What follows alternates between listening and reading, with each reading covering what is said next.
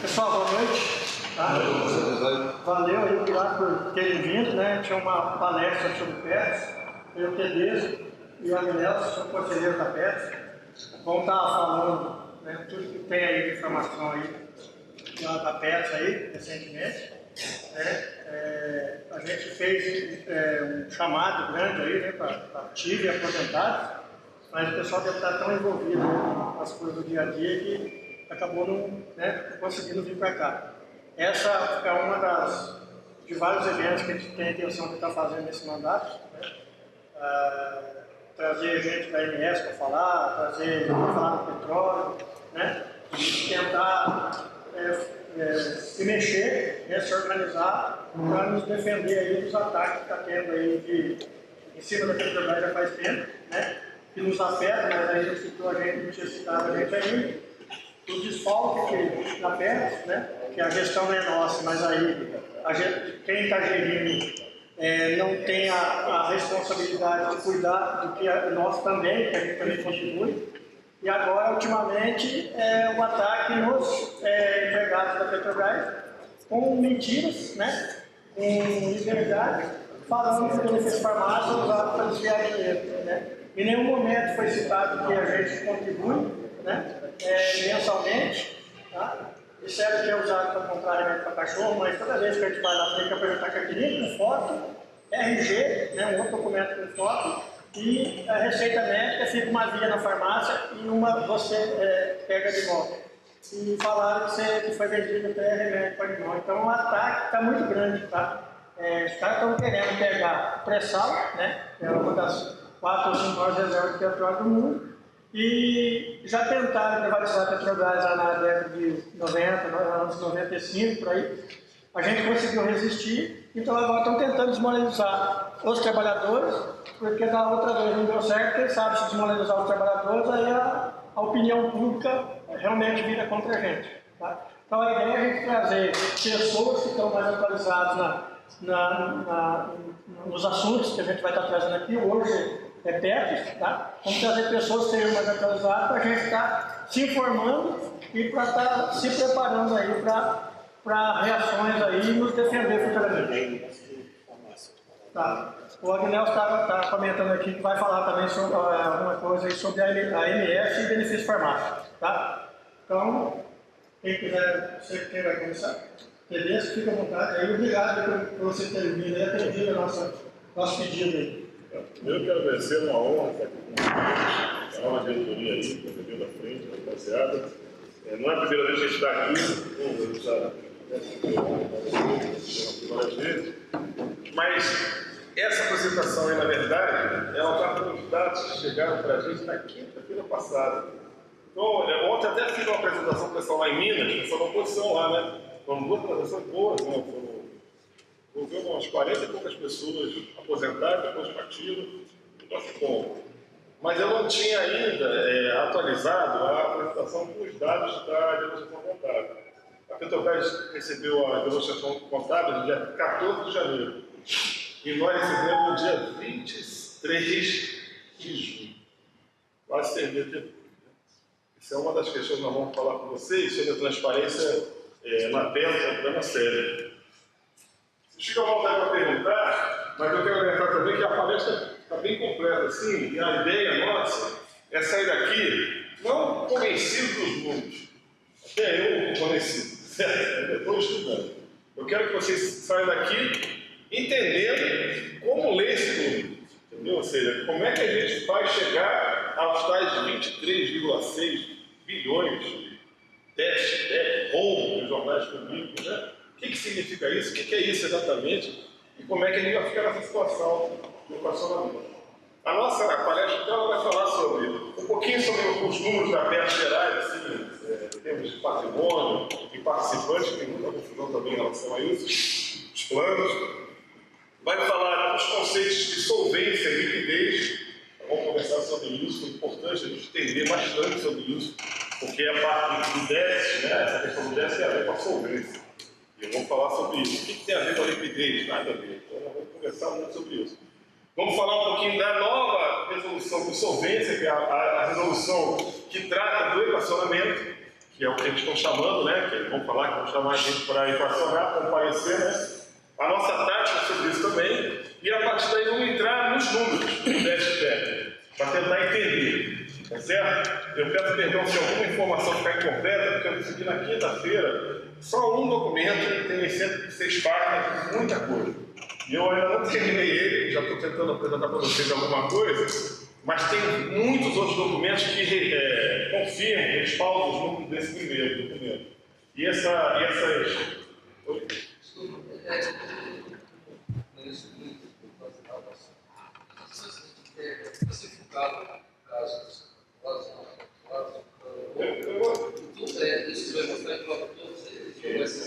Isso, todo mundo. Vou falar sobre isso também, vou explicar um pouquinho sobre isso. Esses conceitos mais básicos, que é o plano, está todo no teto 1, teto 2, quem está repartindo a técnica do plano, vou falar um pouquinho sobre isso também. Mas o mais importante que eu quero passar para vocês é essa questão de como analisar os números. Como é isso que vai ser mais importante, vai ser mais foco aqui. Tá? E depois eu falo de transparência da peça. Né? A nossa iniciativa do Conselho Fiscal, a dificuldade que é a gente poder fiscalizar, né? Entendeu? Tenho pensado muito sobre isso também. A auditoria dos investimentos, que é uma coisa que é a área mais grave. Isso aí eu queria prestar muita atenção a vocês nesse ponto. E a CPI de fundo de pensão, que eu, Paulo Brandão, o falecido Ivan Barreto, fomos citados lá. Então, quero também falar com vocês sobre essa questão. Tá? Por último, o projeto de lei que está rolando lá no Congresso, todo mundo está acompanhando, que foi encaminhado, né, pelo relator, que era o AFMED, e está sendo discutido lá agora no âmbito da Câmara Federal. E nós temos uma posição sobre isso, e é importante vocês estarem cientes, acompanhando isso aí. É uma batalha grande, estou querendo tirar, na verdade, o direito dos donos do dinheiro, que somos nós. Lá na Peste não tem um centavo da Petrobras. A Petrobras tem dívida lá, mas dinheiro dela não tem, não. Aquele dinheiro lá, todinho, é nosso. Todinho, cada centavo não tem, não.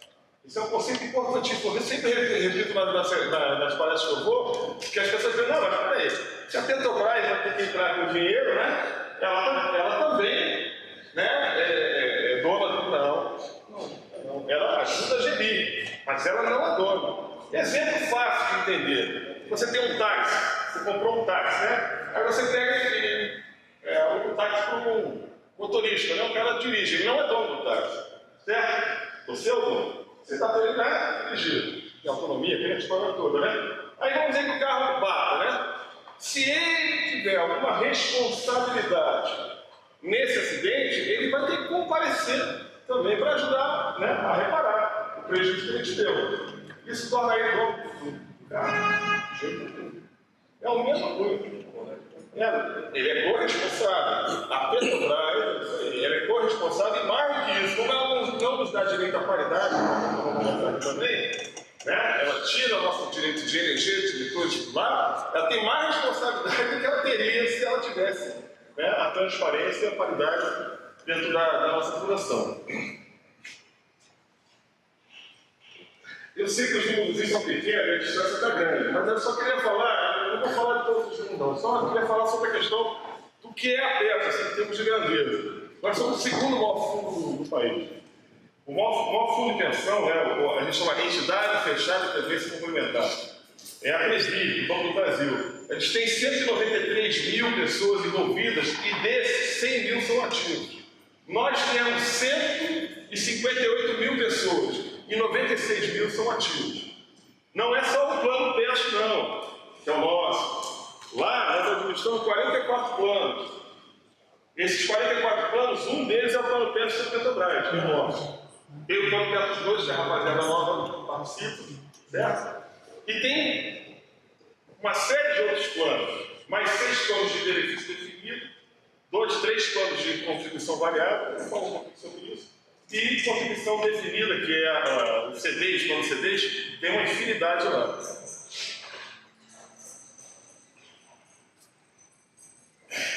Aí, ó, aquela última linha lá, ó, o número de participantes ativos e assistidos. Aqui, né? Vou tentar ver se eu consigo aqui, ó. Tá vendo aqui, ó? Dá para ver? 86 mil ativos de toda a rede, não só do nosso plano, e mais 63 mil assistidos. Tem alguém que é ativo aqui ainda? Tem alguém Não? Você dá ativo. Ué? Isso aí eu também. E tem alguém que repactou? Tem. Vocês estão no mesmo plano que nós. Todos nós. Entendeu? Tem alguém que está no Petros 2? É importante. Também não. Você está no Petros 2 também, né? Eu vou falar pouco do Petros 2. Mas o Petros 2 é um outro plano. A pessoa que repactou está no mesmo plano que eu, que é o Azevedo, que é todo mundo que não repactou está junto com quem repactou. Todo mundo está junto. Todo mundo. Só que quem repactou tem uma forma de de implementar o reajuste. O cálculo para sair da empresa é o mesmo. É o mesmo. Igualzinho, para todos nós. Depois que sai, calculou o benefício inicial, aí a forma de reajuste é diferente. Eu até mostro para você uma transparência depois do Silvio, que fala sobre a questão da separação de massa. É uma coisa que está preocupando bastante a gente também. Mas essa questão da separação de massa tem a ver com isso. A forma do reajuste é que é diferente. Quem não repactou, tem um reajuste em cima da renda global. INSS mais perto, a renda global. E quem repactou, só tem um reajuste em cima da renda plena. Daqui a pouco a gente fala sobre isso, lá no finalzinho. Tá? Quem está no plano Petros 2 está em outro plano. Ele deve ter repactuado e depois tem o DPO. E esse DPO é o quê? É o benefício proporcional opcional. Ele deve ter feito porque ele já tinha, já estava testado. Só ativo. Oi? Só ativo. Isso. E aí depois o que aconteceu? Ele optou. Ele podia optar ou não para ir para outro plano. Ele deve ter feito essa opção. Então por isso ele pertence a outro plano, dentro da PES. Ele é administrado pela PES, mas não é o nosso plano. Então ele tem parte do nosso plano, certo? Ele ajuda a gente no plano do DPO e também tem um outro plano da PES. Essa situação toda de planos aí é importante a gente saber. Vou só mostrar aqui rapidamente para vocês. Então esse número que você mostrou aí? Oi? Esse número não inclui. Não, é muito pequenininho o número, mas não vai dar para ver, não. Oi? Os números que estavam aí, tipo assistidos e ativos. Isso. Não inclui o Petros 2? Não, só aqui, ó, aqui não. Lá sim. No outro sim, mas agora eu vou mostrar separado. Aqui, ó, no nosso plano Petros, tá aqui, ó, PPSP, né? Ele tem 21 mil ativos e 57 mil assistidos, tá? Esse é o nosso plano.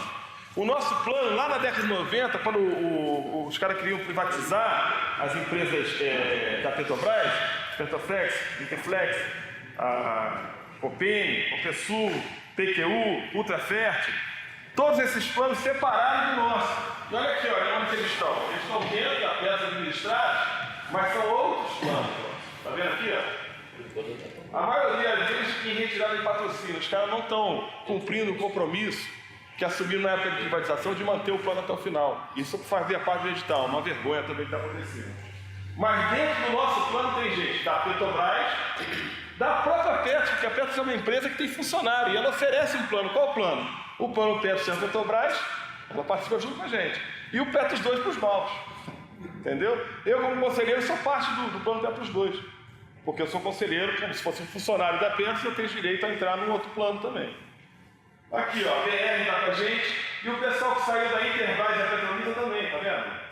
É um plano só, com diversos segmentos, a gente chama de submassas, tá? O pessoal da Petrobras é uma submassa, o pessoal da BR é uma submassa, tá? E dentro da submassa da Petrobras tem os pré-70, tem os repactuados, não repactuados. Então, o nosso plano é do tipo mútuo. Como é que é um tipo mútuo? Benefício definido. A gente sabe quanto é que a gente vai receber lá no futuro. 90% do salário daqui é uma história toda, né? E a gente tem que contribuir para garantir que esse benefício aconteça.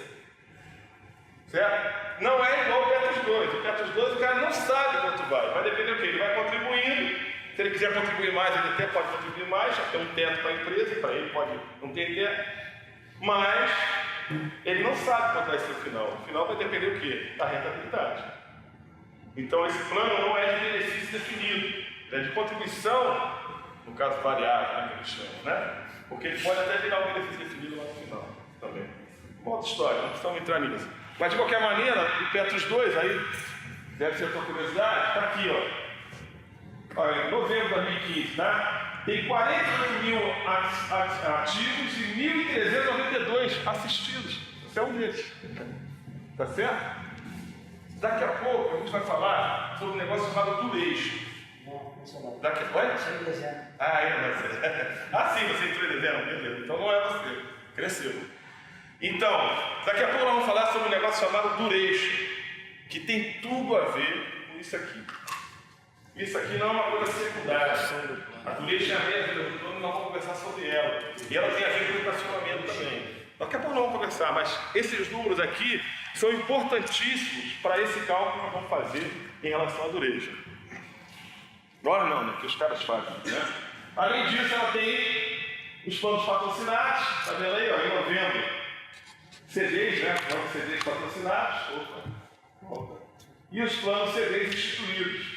Patrocinados são planos que tem uma patrocinadora que nem a Petrobras, uma empresa que também bota dinheiro. Instituído não. O cara vai lá, institui um plano, um sindicato, uma associação, a OAB, institui um plano, não bota dinheiro nenhum, só o cara que quiser entrar como participante coloca. É diferente do nosso. Para cada centavo que a gente coloca lá, para cada R$1 que entra lá, nosso, tem R$1 na patrocinadora. Bota a paridade contributiva. Então, os meninos que lá na Petrobras, né, nossos colegas novos, que não estão entrando em plano, estão rasgando dinheiro. Ah, não vou entrar nesse negócio não, eu conheço vários. Deve conhecer também. Isso é sem intenção, não serve para nada. Nada, beleza. Se um aposentado ele vai dar uma contribuição, a patrocinadora também Não dá. No início não era assim. Isso é um plano interessante. Aqueles planos privatizados, da Liquiflex, aqueles lá ainda são assim. E o nosso é que nem eles. Como é que era? Eles estavam na fase ativa e na fase assistida não davam mais a empresa, né? Certo? Não dava mais, só os assistidos davam. Hoje, no nosso plano, mudou desde 2008, aquela história do acordo de obrigação recíproca, a Petrobras contribui também na fase assistida. Igual a gente. Ela contribui igual a gente. Isso é um negócio interessante, que muda o custeio do plano. E o custeio do plano é tudo. E é isso que nós estamos discutindo sobre isso. A palestra hoje é sobre custeio, não é sobre déficit. É como custear o nosso plano. E o custeio é assim. Entendeu? Eu acho que ela deixar para o final, mas pode fazer. Não tem problema. Se eu achar que ela está respondendo lá na frente, eu falo, daqui a pouco eu te falo. Entendeu? Entendeu? A maioria de não deve. Como a gente vai ser utilizado esse déficit? Eu vou chegar lá. Para você chegar, é porque as pessoas querem saber isso, né? Mas para você entender se você vai ser lesado ou não, você tem que entender a história, né? Senão é aquele cara que abre o livro e fala o seguinte: quem matou Chapeuzinho Vermelho? Né? O cara sabe, foi o lobo. Pô, aí tem graça. O cara não sabe nem o que aconteceu com a vovozinha, não sabe nada. Entendeu? Então o que vai ter que fazer? Nós vamos ter que entender a história. Na verdade, esses números aqui é para a gente poder entender a história. E, claro, uma informaçãozinha ou outra que vocês pedem para poder também satisfazer a curiosidade de vocês. São muitas, eu imagino. A única coisa que eu não vou ter, só um minutinho. A única coisa que eu não vou responder aqui é quanto nós vamos equacionar, porque eu também não sei. Nem a Então essa pergunta que vocês vão fazer, eu não vou poder Nem a responder. Pet sabe. Oi? Eu estou pedindo para que eles anotem e no final faz a pergunta Ah, para sim. a gente tirar o raciocínio. Tá. Entenderam? E aí nós Anota vamos- a pergunta no final, aí faz as perguntas, porque aí está tudo colocado. Pode ser que a dúvida seja tirada nesse intermeio. O que nós estamos discutindo aqui, eu falei custeio, plano. Então vamos chegar lá na questão do funcionamento. Só que esse é o final da história, certo? E para chegar lá, nós temos que entender o que é esse problema da solvência. O que é o déficit técnico? Déficit técnico é exatamente isso. Você precisa, no plano, ter um equilíbrio técnico, certo? E esse equilíbrio pode estar, você pode ter mais compromissos do plano que ativos, e aí você tem um déficit, no nosso caso, ou o contrário, certo? Essa é a situação que está. Isso significa que vai faltar dinheiro para pagar o benefício de vocês? Todo mundo pergunta isso. Pô, daqui a 5 anos eu não vou receber mais? É isso? Não. Vou repetir. Não. Não vai faltar dinheiro na PET para pagar o benefício de ninguém. Está previsto isso pelos próximos 20, 25 anos. Está entendido isso? Isso é muito importante porque as pessoas falam algumas coisas, falam algumas bobagens, né? Dizendo que a PET vai deixar de pagar seu benefício, quando não é verdade. A PET tem um acompanhamento, um estudo, que é feito não anualmente, é mensalmente, acompanha para e passo como é que está a liquidez dela. E essa liquidez é o quê? A possibilidade dela tirar o teu dinheiro para pagar a gente, certo? Nesse raciocínio que você está dizendo aí, a gente vai ter o dinheiro na frente, mas poderá ter menos nesse posicionamento. Não, eu estou falando em... Não, eu não estou falando nisso ainda. Só estou falando de liquidez. Estou falando o seguinte, é fácil entender, é fácil entender. Então o menino vai para a escola, R$2 para ir, R$2 para voltar, R$4 por dia. Vezes 5 dias, 20 reais.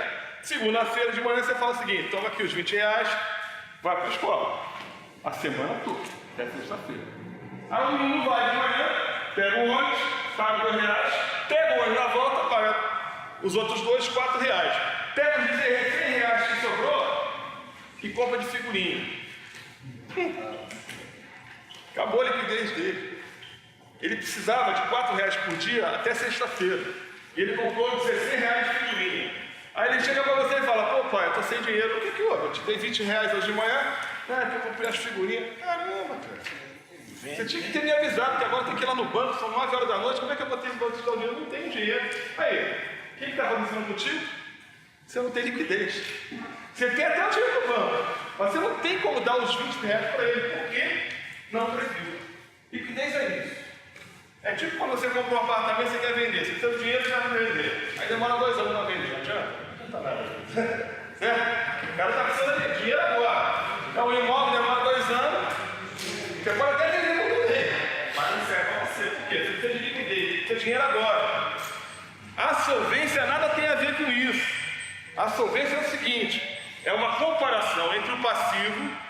O que é o passivo? Os compromissos da meta, as provisões matemáticas, aquilo que ela tem que pagar para a gente, os benefícios concedidos e a conceder.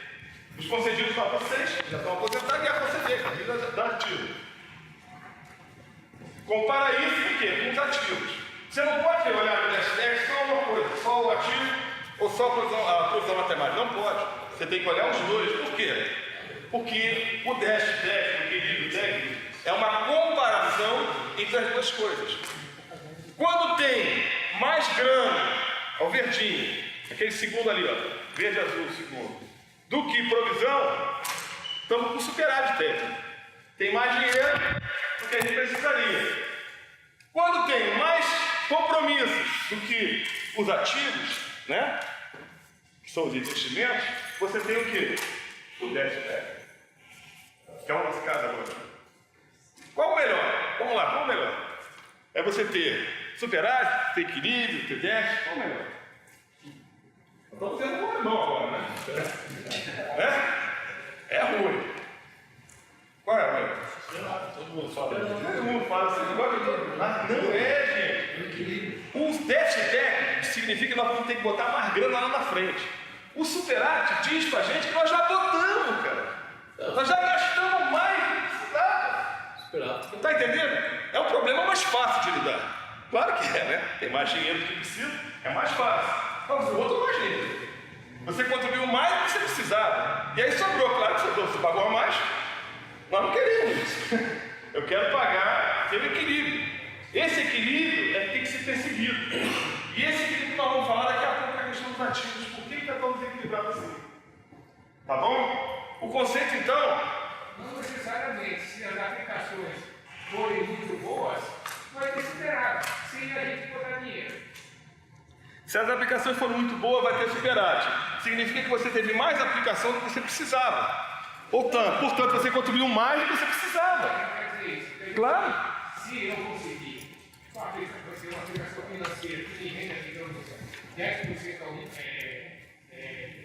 20% ao ano, eu vou ter superávit sem eu colocar dinheiro. Não, você já colocou mais. Quando você... Vamos verificar, é fácil de ler, quando a gente se afasta do nosso problema. Banco do Brasil, pessoal da Presi, que é o fundo de criação deles, né? Ele adquiriu na década de 90, por parte daquela ocasião da privatização, um ativo maravilhoso. Privatização só é ruim para o povo, né? Para a União. Mas para quem compra, não. Né? E eles compraram o quê? A Vale. E botaram um dinheirão lá na Vale. Puf! Entendeu? Nós entramos junto com eles, nós fomos certamente junto com eles. É um fundo chamado Vitel, todo mundo vai falar sobre ele. O que aconteceu? Esse fundo rentabilizou maravilhosamente na década de 90 e 2000, até 2010. E aí, quando chegou a crise do mercado mundial de commodities, o ferro e o níquel começaram a cair. E o mesmo ativo que provocou superávit maravilhosos, provocou déficit maravilhoso também. No ano passado, eles fecharam o exercício anterior com um superávit de 15 bilhões, de 25 bilhões. Esse ano, de 2015, eles fecharam o balanço dele com um déficit de 15 bilhões. Eles derreteram 40 bilhões num único ativo. Olha o que aconteceu. Em 2006, 2007, eles estavam com um superávit maravilhoso. Cerca de 30 bilhões que ele podia distribuir. Quando eu dava palestra, não sei se o pessoal lembra, toda palestra que eu chegava, a rapaziada perguntava: quando é que a Pesta vai distribuir também esse superávit? Não tem, né? Mas a Previ distribuiu. Dos 30, ela deu 15 para a rapaziada também o quê? Redução da contribuição, né? E 15 voltou para o Banco do Brasil. Deixou de cobrar. O Banco do Brasil deixou de pagar e os participantes também. Resultado: alguns anos depois, 6 anos depois, certo? Foi lá em 2010, 2011. O plano está apresentando déficit. A rapaziada deixou de contribuir, mas o banco, quero ver como é que vai fazer para recuperar. Tu não recupera, porque o banco já pegou aquele dinheiro dos acionistas. Então o superávit dá uma ideia o quê? Eu estou indo bem, tudo bem, então reduz logo essa contribuição minha. Eu não preciso ter esse lucro maravilhoso aí, o tanto, eu preciso ter a meta atorial garantida. Se o negócio está fazendo bem, está performando legal, beleza. Então significa que eu posso reduzir a contribuição. E essa questão tem que ser mantida sempre permanente, esse é o estudo, essa é a ciência do fundo de pensão. Obviamente que não é uma coisa simples, né? Daqui a pouco vamos falar sobre ele. Na própria TV e para a gente também. Por quê? Porque às vezes você tem que desfazer de um investimento e você não pode. Ou você não consegue. Daqui a pouco a gente fala sobre isso. O déficit, portanto... legal. O déficit, portanto, ele é como se fosse um farol. Quem já andou de barco sabe disso. O farol ilumina lá na frente, 20 milhas adiante, e tem lá umas pedras. Se você apagar o farol, a tua embarcação vai arrumar em direção a ela e você vai naufragar.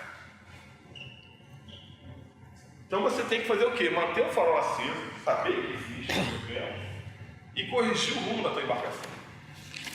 Esse é o problema. Essa é a ciência, essa é a questão.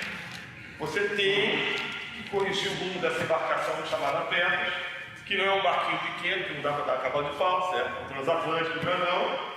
E corrigir esse rumo significa fazer muitas coisas agora. Porque você tem um tempo que você dispõe para fazer, mas esse tempo se esgota. E se você não resolver tudo, o que vai acontecer? Vai naufragar.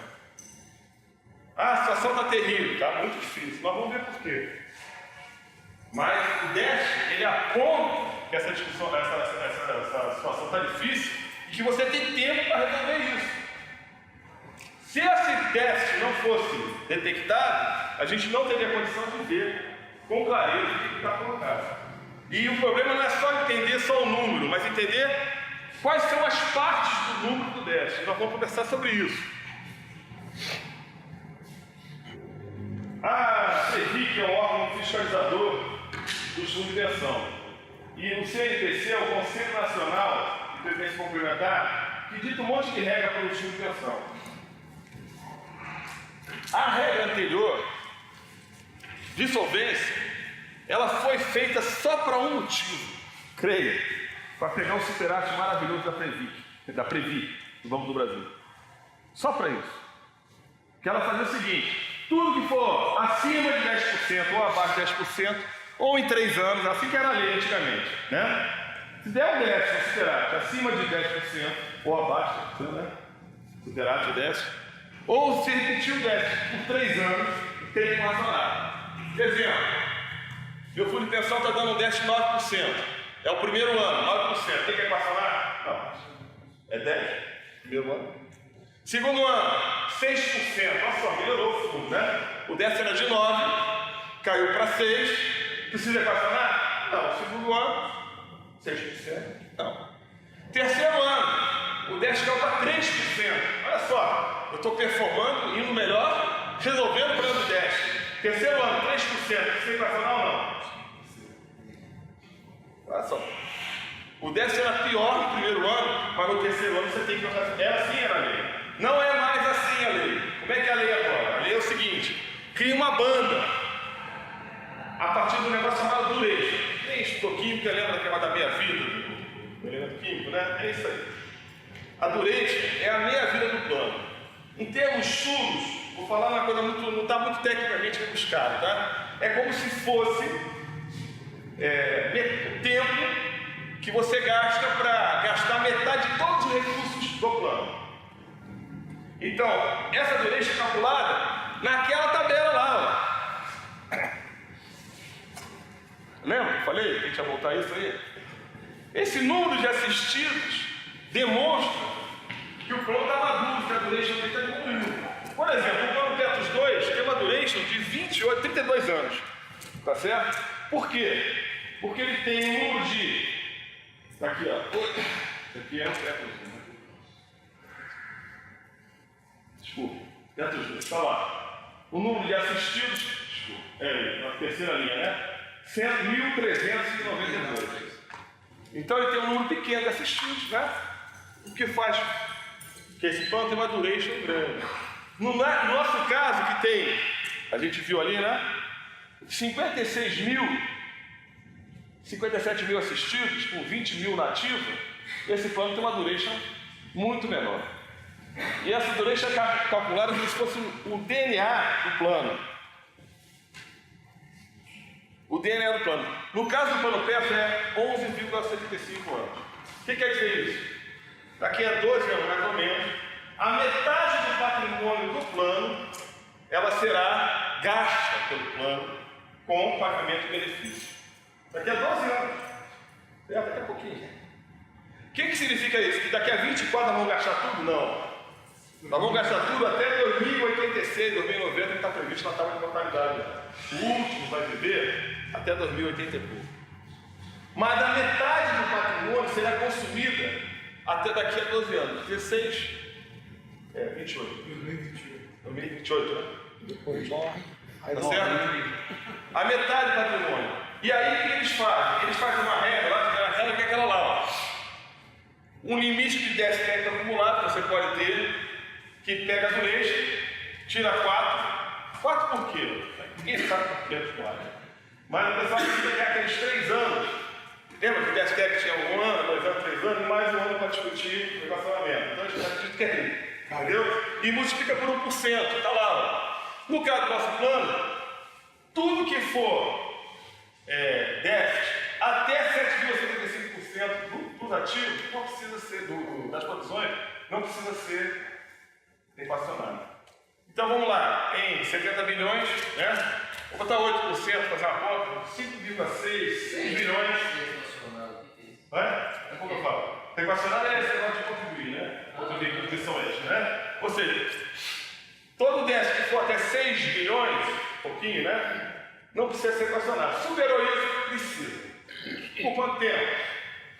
Imediato. Entendeu? A lei manda fazer. Tem que apresentar o plano e fazer. Pode eventualmente discutir, a lei até permite, mas tem que apresentar um plano de equacionamento. É isso. Certo? E esse plano de equacionamento inclui, claro, contribuição nossa e da patrocinadora. Só que a gente tem que ver. Agora foi possível, né?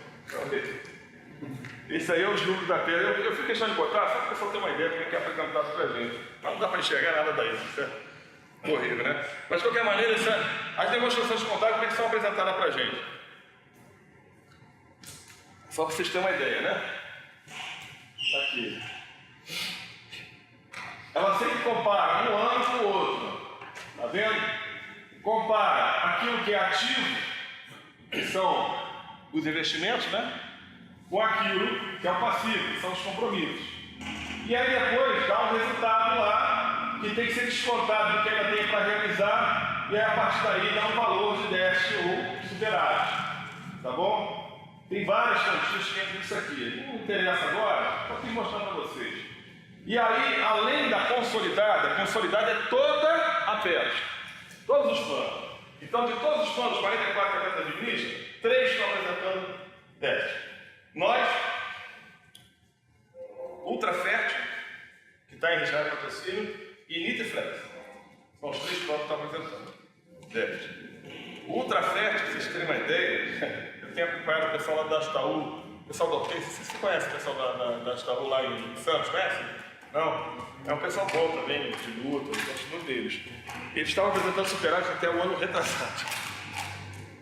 E aí, em função das coisas que eu vou falar aqui para vocês, é muito semelhante que aconteceu o processo lá, virou com déficit de 400 milhas, 400 milhões. Só que o plano deles é bem menor que o nosso. Tá? Aqui, ó, eu estou botando, esse é o nosso plano, tá? Esse aqui é o número da peça de 31 de 12 de 2015. Ó, em 2014 tinha um ativo de 65 milhões, né? Tá naquelas E um déficit de 6,9 ou 6,7 bi.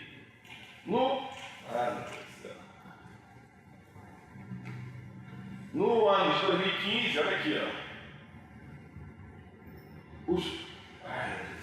Desculpa, hein?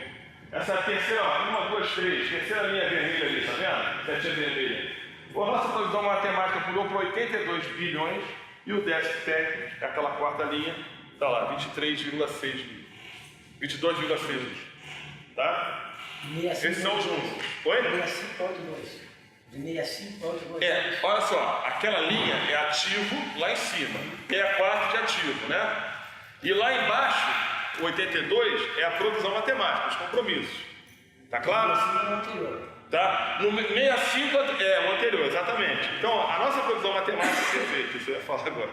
Agora eu entendi. A nossa provisão matemática, ela pulou de 65 para 82 bilhões. E isso aí é significativo e isso provoca déficit. Nós vamos conversar agora sobre isso. Alguém falou? Queria fazer uma pergunta. Claro. No slide anterior que você apresentou, o segundo tópico, não é esse exatamente, mas um pouquinho mais atrás, falando no ano de 2008. Esse daí, tá certo? Isso. É uma resolução. Isso. As pessoas que entraram, digamos assim, anteriormente, né? Eu sou, por exemplo, da época de 70 ainda, né? No início da década. Pré-70. Você é pré-70? E não é Parque Coelho. É pré-70. Oi? Pré-70. Seria pré-70. Antes da fundação da Petros. Digamos assim, nós não tínhamos nenhum tipo de instrução como essa em 6 para 2008, para o funcionamento. Se aplica também para essas pessoas? Não é uma coisa assim, por exemplo, essa lei não existia e tínhamos a consciência, pelo menos até um determinado momento, de que todo déficit seria equacionado pela própria funcionadora. Eu vou falar sobre isso. Ele se aplica e eu vou falar sobre isso. Mas o que determina essa questão específica do nosso plano, quando pensa em Petrobras, não é a legislação, é o regulamento do plano. O regulamento do plano é o desenho do plano. O regulamento é que diz como o plano vai ser. Ele diz assim, de onde vai sair a grana para pagar esses benefícios. Entendeu? E ele diz também como é que eles vão sair os benefícios. E quais serão as pessoas que podem se inscrever para ganhar esse benefício. Dependente. Como será formado o patrimônio. Uma das questões do patrimônio que será formado é o artigo 48, inciso 9, que diz o seguinte: caso haja reajustes dos benefícios concedidos, né? E não haja ativo suficiente para bancar, dinheiro suficiente para bancar, as patrocinadoras entre si, Petrobras, BR, Petros, as patrocinadoras, terão a responsabilidade disso.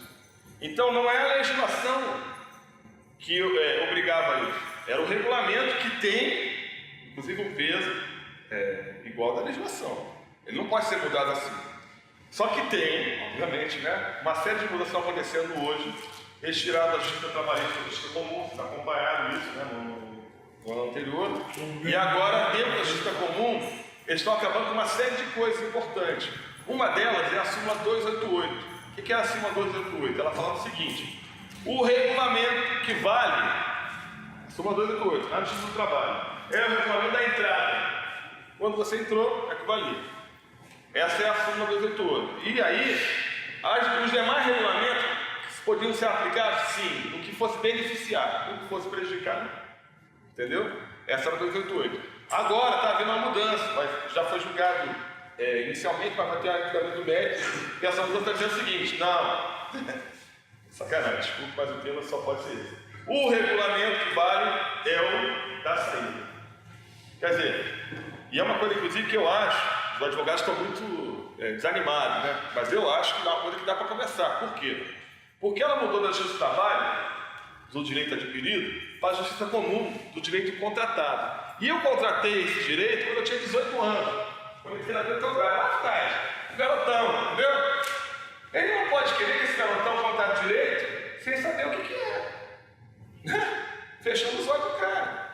Ele quer me dar um direito que eu nem sei qual é. Eu estou contratando, amigo. Qual é o regulamento? Então, o direito contratado tem que ser respeitado. Então, essa é uma discussão importante que vai rolar também, e se ela passar, vai prejudicar bastante a gente. Nesse caso, essa lei aqui, ela se aplica a todo o fundo de pensão, porque no Brasil até tem muito problema. Tem muito problema. A legislação não é boa, porque ela é muito permissiva. Mas ela é uma legislação bastante ampla. Bastante ampla. Ela vê bem diversas aspectos. Deixa. Já saía do interior. O regulamento vai permanecer o que estava antes. Sim, na hora da saída. Na hora da saída. Isso. Mas isso nada tem a ver com a legislação. Certo? A legislação é outra coisa, é um arcabouço legal que vale para todos nós. Tá? Vai ser a empresa garante. Posso emendar um pouquinho aí só essa 288? Olha aí só, essa votação do TST, eu estava lá no dia, iria votar suprir a 288 ou emendar com uma nova redação. Eles fizeram uma nova redação, votaram. Suprimir, aliás. Suprimir a 288 ou manter com uma nova redação. E aí o momento do contrato se estabelece, na hora que ela for cantada no Diário Oficial da União, vai prevalecer para aquele que tiver feito até ali. Dali em diante, eles inventaram um tal de acúmulo de direito, que é a mesma coisa da Previdência Pública que o Lula fez em 2002, quando ele entrou, 2003, quando votou, ele acabou com o direito adquirido e transformou em expectativa de direito. Então, esse acúmulo de direito para aqueles que vão demorar ainda a se aposentar, o tarará, vai ser arrebentado, mesmo ou suprime ou ele muda, já mudou a redação. A redação é com esse teor de o camarada só se ferrar. E eles vão aplicar, depois de cantar no Diário Oficial. Não votou ainda, só votou a nova redação. E a gente está aguardando, inclusive discutiu ontem no escritório lá em Brasília do César Brito, com todos os advogados da federação, inclusive 2 advogados Citramico. Foi discutido também a 288. E está sendo feita pressão em cima do TST para que ele modifique várias coisas ali, porque tem coisas absurdas, equivocadas, que ele colocaram na redação, que a gente adotou, entregou ao César para cobrar dos ministros, para que tire, porque senão vai ser passivo de anulação da decisão deles. Só para ajudar isso. Queria voltar aqui para a pauta, senão a gente vai acabar se demorando mais do esperado. E a parede já é grande, né? Mas esse número aqui, ó, ele tem que ser entendido, esse 22,6 bilhões. E ele tem que ser entendido com aquela concepção que eu falei para vocês. Se a gente só olhar para uma parte do problema, a gente vai olhar errado o problema. O problema é comparar passivos, compromissos, com os ativos, certo? Com o que tem de investimento. Se você não olhar para as duas coisas, você se perde. Então, quando a gente vê as manchetes de jornal, e os jornalistas falam isso direto, Petros apresenta rombo de 23 bilhões. Legal, o que é isso? Pergunta para os caras, o que é isso? Da onde vem? Tem grana. Então, eu vou mostrar para vocês que o comportamento das produções matemáticas é importante. A questão do acordo da questão da noção da família real é importante. O acordo de níveis é importante. O contingente jurídico é importante. E também os resultados do investimento, a precificação, as dívidas, o cruzamento da perda. São vários componentes que nós vamos ter que olhar, não é uma só. Por exemplo, dá para ver isso aqui, ó. Dentro das produções matemáticas, vou pegar a primeira parte do passivo. Você tem a produção matemática, uma estatística, um cálculo, certo? Uma estimativa. A PES não tem como saber, ó, vou precisar tanto dinheiro. Nosso plano de benefício definido. Vai depender o quê? Da longevidade, vai depender da situação da economia, vai depender do tipo de família que nós temos, várias coisas, né?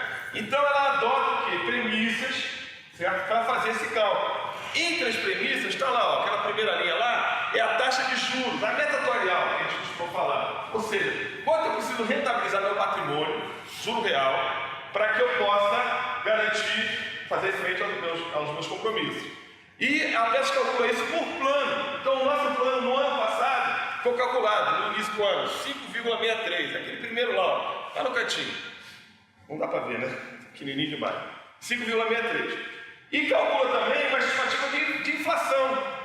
No ano 2013 era 4,5. E no ano 2015, no início de 2015, ela falou que era 5. Eu me lembro dessa discussão, obviamente nós não estamos contra, né? No Conselho Federativo e no Conselho Fiscal, agora tem que dar uma anuência, que eles chamam, né? Tipo assim, atestar, né? Falei, pô, tá de sacanagem. Nem a Dilma acredita que a inflação esse ano vai ser 5%.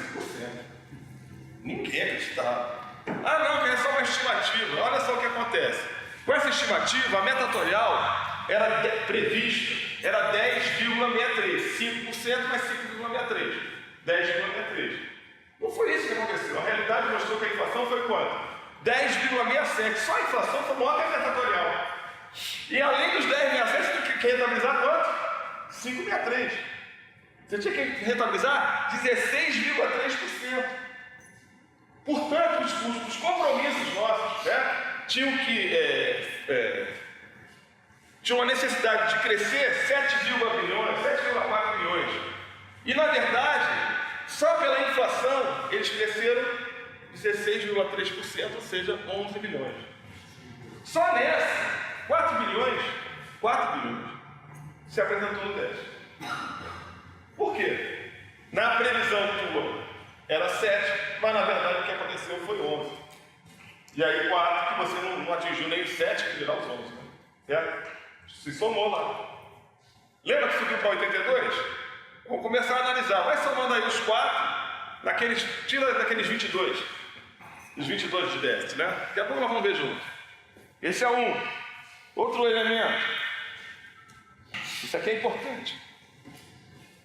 Na década de 90, surgiu, quando o plano nosso foi feito, o atuário plano era o professor Rio Nogueira, um dos maiores atuários do país, né?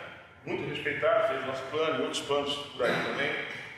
E ele adotou um comportamento da família do petroleiro, a partir do estudo que ele fez, que ele denominou família padrão. Como é que é a família padrão? É mais ou menos o seguinte: o petroleiro tem uns 25 anos, casado com uma moça de 22, 21, 20 anos, 5 anos, mais nova, e com 27 anos está com 2 filhos, né? Quando ele se aposentar com 45, 50, né? Na época o pessoal se aposentava mais, né? Esse é o 55, né? O nosso plano é 55 ou 53, que foi também, né? O filho dele já vai estar criado, a mulher dele ele vai estar com 50, assim que ele vai correr lá, ela morre 5, 10 anos depois. Mais ou menos isso, ele fez umas cálculos, umas fórmulas lá e já estou no plano. Acontece na década de 80 até que mais ou menos isso, na década de 90 que os caras descobriram uma pílulazinha azul, não sei se você sabe disso, né? Que fizeram os caras largar um monte das coroas, as coroas também largaram. Aí o cara tinha 40 anos, 45, casava com uma menina de 20, né? Largava a velhinha, casava de 20, e aos 50 anos, às vezes com 51, tinha um menininho que queria ser pai avô. É a vida, mudou. É outra realidade. Certo? Portanto, a família real não é mais a família padrão. A família real é outra. Mudou a família dos petroleiros. Vocês têm uma ideia? Se vocês pegarem no site nosso, né, no site da ETET, no site das entidades, aqui deve ter também, está o parecer dos conselheiros fiscais. Desde 2003 eu estou falando protesto. Olha só. Nós não vamos aprovar as contas porque a família real não é essa família que está sendo utilizada. Desde 2003, os conselheiros falam isso. Começou com o Paulo Brandão, lá no Conselho Fiscal, passou pelo Fernando Siqueira, sucedido por mim. Então, ano passado, nós falamos de novo. E no final do ano passado, em dezembro, a PET finalmente, como ela realizou o cadastro, ela pôde conferir que realmente não era aquilo que nós estávamos falando, era verdadeiro, que não era como foi uma expectativa na década de 70, né? Uma expectativa correta na década de 70, mas que veio modificando. E aí ela adotou a família real a partir desse cadastro da experiência PET, entendeu? E isso aí, amigo, custa dinheiro. Porque o nosso plano é um plano mutualista. Como é que é o nosso plano? O nosso plano é assim, ó. Eu lembro do doutor Ivan Barreto, que era presidente da AMBEC, foi diretor da Petrobras, e foi conselheiro nosso, teve várias vezes aqui com a gente também. Ele morreu aos 94 anos, a gente brincava muito com ele. Ó, Ivan, você está contrariando a atuar, entendeu? Porque ele usava mais do plano do que estava previsto. Mas ele usava mais do plano que estava previsto, mas o plano se posta a isso. Por quê? Porque aquele que usa menos, aquele que se vai mais cedo, né? Ele banca isso. Então, por exemplo, quem tem filho especial, né? Alguns de nós podem ter, né? Esse filho especial vai ser bancado pela gente. Esse é o nosso plano, é um plano solidário, mutualista. Ele não é individual, não é cada um por si. Nosso plano é assim, ele é conjunto, ele é um plano mútuo. Então, essa necessidade de um que está presente, ela é bancada pelo conjunto. Se esse plano não fosse assim, né, não fosse mutualista, a gente teria que ter cada uma reservazinha, né, que eles, inclusive agora eles calculam, mas na verdade é um dinheiro que está jogado na mesma piscina, né? Não sei como é que eles calculam isso, o que rentabilizou mais aqui, né? Mas não é assim, essa reserva é comum a todo mundo. Esse dinheiro não pertence a nós individualmente, mas pertence a nós coletivamente. E banca o conjunto das nossas famílias. Então, quando o colega na nossa casa é uma mulher mais nova, é natural e é correto, e deixa, não tem problema nenhum em casar, mas nós temos que saber que isso impacta no plano. Quando o outro tem um filho mais especial, eu tinha uma prima especial, a Piuca, né? Ela morreu com 86 anos. Por quê? Porque elas vão muito ao médico. Os filhos especiais, eles sabem disso, né? Vão muito ao médico e tem uma saúde com mais cuidado do que a nossa. É por isso que a mulherada veio mais com a gente também, viu? Elas vão no médico, faz periódico, faz presentinho, e nós não fazemos, né? Então elas vivem mais, entendeu? Se elas se cuidam mais, elas têm uma tendência a viver mais, na média, né? Então, isso aí custa para o plano hoje 5 bilhões. Vai somando aí os 4 bilhões da inflação, mais 5 bilhões aí da família real, tem mais, eles são nossos. 5 pau só nesse daí? Só nesse aí. Só nesse aí. Custa caro. Os dependentes, quem vai arcar é a INSS. Não, é só médico. Só médico. Independente até 21 anos é bancado pelo plano. Até 21 anos. Tá certo? Faz parte do desenho, o regulamento do plano tem isso. Entendeu? Então até os 21 anos. Se você se aposentar, faleceu, sua esposa faleceu, e o menino tiver menos de 21 anos, ele vai receber até a forma ativa. Tá certo? Morreu, aí acaba. Esse 5 bi, então foi, digamos assim, esse cálculo foi feito agora. Isso. Nós estamos pedindo há 12 anos. Agora foi feito. Em 31 de dezembro, 20 e poucos de dezembro, eles aprovaram. A Petrobras quis aprovar. 9 pau já. O que aconteceu? A Petrobras, eu acho, vou falar sobre isso mais tarde, ela mudou o jeito de tratar o nosso plano. O que meio que ela deixou rolar. E me pareceu, eu tenho essa impressão, não sei se o Agnelson concorda, a postura dos conselheiros deliberativos fiscais não é a mesma. Por exemplo, nos 2 últimos anos, o nosso parecer foi contrário à aprovação das contas pelo Conselho Fiscal, né? Mas era unânime. Os 2 conselheiros indicados da Petrobras assinaram para a gente. Não pelas mesmas razões, algumas razões comuns, e depois nós voltamos a outras razões que eles não concordaram, porque eles não teriam acúmulo ainda de conhecimento para aprovar, né? Também é uma situação, reconheço bastante delicada, são muito pressionantes. E os conselhos deliberativos, por exemplo, vou dar um exemplo, eu acho que esse parecer demorou até agora, porque estava dando troca de guarda no conselho deliberativo. Estava mudando os conselheiros deliberativos indicados. Porque eu acho, posso estar enganado, que os que estavam saindo falaram, eu não tenho esse negócio aqui. Eu acho. Porque está complicada a situação, e vamos conversar mais. Eu tenho amanhã não, sexta-feira, uma reunião lá na Petrobras com o pessoal da Petrobras que acompanha, tem um setor inteiro da Petrobras que acompanha a PET. E os caras agora eles resolveram nos ouvir. Já não é a primeira, é a terceira reunião que eu tenho com ele. Quem tem medo, cara. Eu acho que eles fizeram muita bobagem. Entendeu? Então vamos ver aqui, tá? Então 5 milhões aí. Desses 5 milhões é importante saber o seguinte, uma parte é o pré-70. O pré-70 tem um custeio diferenciado, é uma submassa, um custeio totalmente diferenciado das demais. Por quê? Quem é que banca o pré-70? É a Petrobras, integral. Nosso custeio é paritário, o pré-70 é integral da Petrobras. Todo ano ela acompanha, ela apresenta uma nova conta para aquele compromisso, o termo de compromisso financeiro do acordo de obrigação recíproca. Todo ano acompanha lá e vai reajustando o compromisso dela em função dos pré-70. Então ele tem essa parte da família real referente aos pré-70, que foi mais ou menos 1,5 bilhão, 1,7 bilhão, né? Não sei o número direitinho aqui, não gravo não. Mas essa parte vai toda para Petrobras. Então os 3,3 que sobra aí, mais ou menos, né? 1 bilhão e 200. É do plano. É do plano, tá? Isso aí é Petrobras sozinha, Fundo independente previdencial para do acordo de níveis. Você lembra aquele fundo previdencial, aquele acordo de níveis, do adequado a 25 mil? Você estava fazendo trocação, né? Artigo 41, não sei o quê. Pois é. Aí os sindicatos fecharam um acordo o quê? De pagar. Até para quem não entrou na justiça. Lembra disso? Pois bem. E o custeio disso? Era o artigo 41, inciso 9, aquele lá do regulamento que diz que era da patrocinadora. Não. Aprovaram no conselho que o custeio disso era do plano. 3 milhões e meio. Como assim? O compromisso da patrocinadora e você não cobra, isso é uma dívida que a patrocinadora tem. Anota aí, mais 3 milhões e meio. É fogo, né? Não tem umas ações aí que o pessoal entra na correção de benefício 90%? Lembra a história do 90%? Ela está provisionando papel aqui esse ano.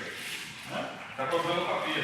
Ela está dizendo o seguinte, pela contabilidade, os advogados, eles têm que fazer o seguinte, classificar, né, se eu puder falar desse termo, né, as ações em perda possível, provável ou remota. Tudo que for classificado como possível tem que entrar na contabilidade com provisão para perda judicial, ou contingenciamento judicial. Entendeu? Então essas ações, a Petrobras, eu sou também não tem nada escrito, ela orientou que a peça incluísse no balanço desse ano essa perda. Tá certo? E essa perda dá 2,8 bilhões. Põe aí, mais 3 bilhões aí, só para esse negócio aí. Sempre 90%. Tá?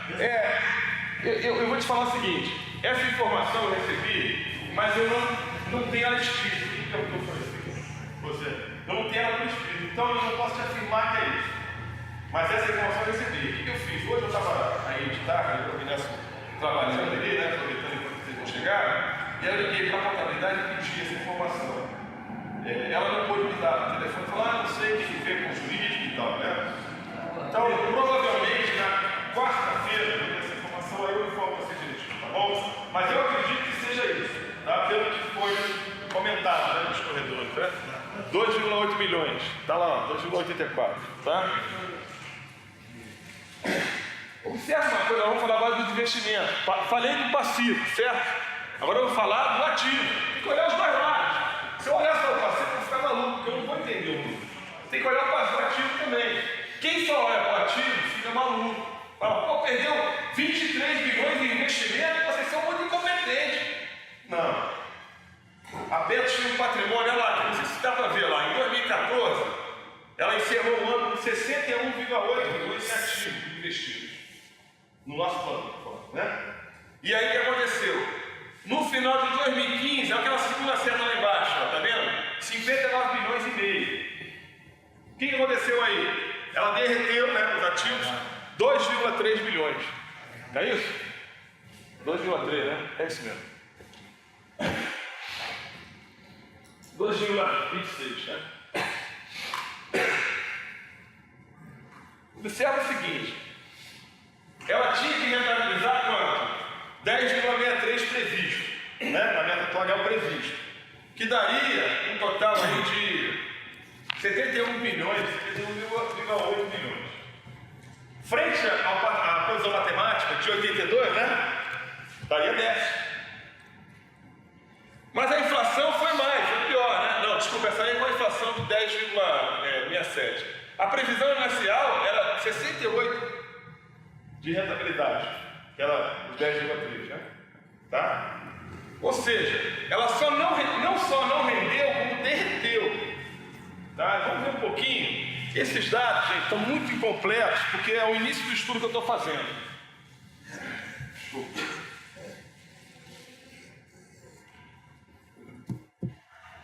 Essa aqui eu acabei de falar, é a mesma coisa que eu acabei de falar. E aí, os investimentos, né? Mas vamos falar um pouquinho dos investimentos. Eu só vou mostrar para vocês. Esse monte aqui, esse é só um caderno que eu tenho que estudar, né? Então tem várias anotações. O que eu fiz? Eu peguei uns investimentos que, assim, o pessoal mais comenta, deve estar o DASA, a gente vendeu, o Itaúsa, Vale, Sete Brasil. Eu peguei esse, tá? A Oi não sei se eu peguei. Não peguei não. Não peguei não, eu vou te falar por quê. Porque não estava claro que eu liguei para a Renata, que é a contadora, para me explicar, ela não me deu a resposta aí. Você ia falar? Não, é verdade que eu tenho tudo bem. Vamos lá então. Então eu peguei alguns investimentos só para fazer uma ideia, tá? Isso aqui é só para dar uma ideia, não é isso, tá? Está longe disso. É muito mais do que isso. Mas em termos de investimentos, ó, lembra aquele fundo Litel, que é na Vale, que a gente comprou junto com a Previ, Banco do Brasil e a FUNSEC, tá lá, ó. Ele derreteu 873 bilhões. Por que ele foi distribuído como o Banco do Brasil na época, que deu superávit plus? O que foi feito o Banco do Brasil para isso? Não, porque você tinha que ter um mínimo, lembra? Não tinha um rei mínimo para distribuir. Não tinha aquele mínimo previsto lá. Né? Tinha uma série de outras coisas que eu não falei aqui na lei que incluía, mas não tinha aquele mínimo. Mas de qualquer maneira, quando eles distribuíram, não foi uma boa para o pessoal do Banco do Brasil. Foi furado. Não pense que foi bom, não, gente. Foi furado. Eles perderam 15 bilhões. Foi um bom momentâneo, deu uma alegria, né? Mas é uma alegria que eles derreteram o lucro deles, gente. O superávit do Banco do Brasil, eles perderam 15 bilhões, porque voltou indevidamente para quem não tinha direito. Porque aquele pessoal que recebeu, que foi o Banco do Brasil, não tinha direito àqueles 15, porque aquele dinheiro não era do Banco do Brasil, não. Era dos Aquilo manteridores. lá é salário indireto dos bancários, como é salário indireto nosso, porque a Petrobras paga para a gente. Não é dinheiro do banco. Isso é uma discussão difícil que nós estamos tendo lá dentro dos órgãos fiscalizadores. História é essa, cara, entendeu? Então, por isso que nós temos que tomar cuidado para não ter essa destruição do superávit, para não dar essa alegria. É uma alegria, né? Pô, estou mais contribuindo, legal. Depois, está acontecendo agora? A gente vai passar por uma situação mais ou menos igual e nem essa alegria a gente teve. Não, eu vou passar uma situação. Olha o que eu vou falar. Se a conjuntura mundial não houver uma revirada importante aqui para o país, e a Vale não conseguir se suspender, a tristeza deles vai ser imensa. Que é o problema que eu vou conversar com vocês sobre os investimentos. O que faz? Eles são donos de uma parte significativa da Vale do Rio Doce, não é verdade? Uma das maiores empresas de minério de ferro e níquel do mundo. O que eles fazem? Eles vendem. Porque eles vão entrar, se mantiver o preço do níquel e do ferro lá embaixo, no ano que vem o negócio vai. E não piora um pouquinho, porque como é muita grana, quando piora muito também. Tá certo? O que eles fazem? Porque muitos companheiros falam para mim o seguinte: pô, Tedesco, a Petro só faz besteira, tem que vender esse negócio logo e comprar título público. Legal, cara, isso é um transatlântico. Como é que tu faz? Como é que tu faz para você vender a Vale? Tu vende a Vale? Você vende? Eu não sei se eu vendo. Se eu sou o dono da Vale, eu espero ela implicar de novo, cara. Entendeu? Se eu tivesse vendido antes do problema, tudo bem. Agora, o níquel valendo 39, 40. Quanto significa para um isso mais ou menos? 10%? O a Petrobras. Às vezes é. Bem, eu não vou falar sobre isso agora, eu não sei a Vale, mas eu tenho os números globais da Previ. Esses números aqui, ó, eu peguei a Litel, peguei a Ingepar é um grande negócio da Petro. Você pode estar fazendo lá, ó, $500 milhão de prejuízo. A Norte Energia, sabe o que é? É um monte, ó. Outro meio bilhão. O FIP Florestal é uma empresa de celulose que fica no Mato Grosso do Sul, fronteira com São Paulo. FIP Florestal, uma empresa chamada Eldorado Celulose, que é um investimento da Petro também, nós somos parte disso. E que eles montaram uma planta, a planta está bombando mesmo na crise, tudo bem, tá? Acho que é isso, né? E eles montaram uma segunda planta. Isso aí eu vou questionar por quê.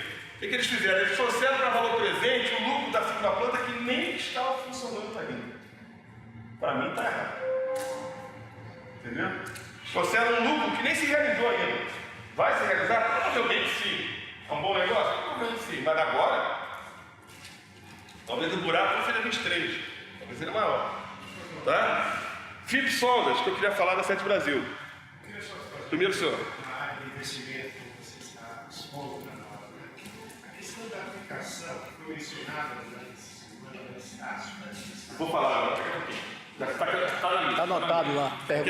Eu queria falar só antes da Sete Brasil, porque a Sete Brasil tem muita conversa sobre isso. Suas perguntas já estão com ele. Eu estava aí na Bacia de Campos. Eu vou ajudar depois. Entre 83 e 88 eu trabalhei lá. O petróleo da Bacia de Campos foi descoberto em 74. Não sei se vocês lembram, se eu lembro, tinha 10 anos de idade, e eu vi um cara lá com aquela pipetazinha na televisão, balançando aqui, tem petróleo, isso aqui. Em 95, 21 anos depois, com 470 postos. Oi? 470 postos em produção, 470 postos, 21 anos depois, a Bacia de Campos, no pós-sal, atingiu 500 mil barris por dia. Não sei se você lembra disso, mas eu lembro, eu trabalhei lá, era uma felicidade. O pré-sal foi descoberto em 2006. Em 2014, no dia 24 de junho de 2014, portanto, há 2 anos atrás, com 47, não 470, 47 postos em produção, ele atingiu, 8 anos depois, né? 500 mil barris. E agora, semana passada, atingiu 1 milhão de barris. É mole.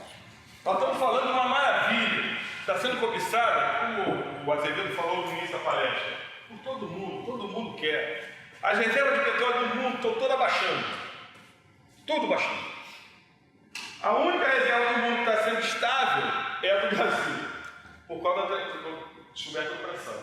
Mas o pré-sal, desculpe, só existe na nossa bacia. Isso. Só existe na nossa bacia. Por enquanto não foi descoberto. Existe suspeito que ele possa existir na África, ou naquela costa da África. Tem uma história aí, eu tenho até a apresentação aqui, mas quem faz bem é o Fernando Siqueira. Quando aquele Eurásia, aquele continente já se separou, né? África, e aí esse aqui ficou o pré-sal nosso, e eles acham que tem lá, só procurando. Entendeu? Mas de qualquer maneira, essa maravilha é começando por todo mundo.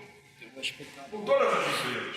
O pós-sal, vocês têm uma ideia, eu acompanho isso, tem que estudar um pouquinho de economia, investimento, né? E tem que aprender um pouco disso. E pela EPET, lá eu sou diretor da EPET também, a gente vai estudando isso para poder responder os ataques que a Petrobras tem sofrido. A situação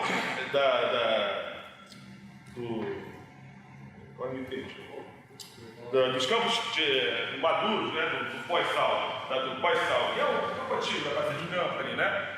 Está caindo o nível de produção muito mais rapidamente do que previsto. Por quê? Porque a Petrobras aumentou os níveis de produção. Tem 5 mil barris naquele poço, vou botar para 5.500, 6 mil barris, ela botava gás livre, água livre, tuquinho, blá blá blá. Agora ela faz o seguinte: eu furo um poço na bacia do pré-sal e salta 10 mil barris por dia. Eu furo outro, 27 mil, tem poço lá de 32 barris, tudo gente, sem botar nada. Então, essa curva que era esperada fazer assim, ela fez assim. Por quê? Porque ela não interessa mais para a Petrobras, nesse momento, de fazer essa transição. Com isso, o que aconteceu? O país ficou maravilhado, todo mundo, o mundo inteiro, né, ficou maravilhado, que as empresas todas estão com as suas reservas caindo, inclusive na Arábia Saudita, né, e o Brasil com as reservas do dia. O governo, qual foi o governo? Não estou aqui discutindo o governo. Nós vamos discutir política sim, mas no final. Tá? Agora estamos discutindo a parte técnica. O governo ficou maravilhado. Falou, vou resolver o problema da saúde, da educação, da habitação, de tudo. Entendeu? Constrói 7 navios sonda. 7 Brasil se chama isso, não é 7 navios sondas. Não, 7 não, 15 não, 29. Foi isso, foi assim. Chamou os petroleiros para conversar. Chamou o bancário, chamou o pessoal da FUNSEC. Vamos fazer uma empresa de construir um navio. Só que o cara esqueceu que o preço do petróleo estava se mantendo já há algum tempo a $100, $110 o barril e despencou. Foi para menos de $30 o barril. Aí o cara que nos chamou para fazer esse investimento, que é um grande investimento, certo? Falou, não brinco mais não. Pegou a hora e foi embora. Falou, não tem mais empréstimo do Banco do Brasil, não tem assinatura de contrato da Petrobras.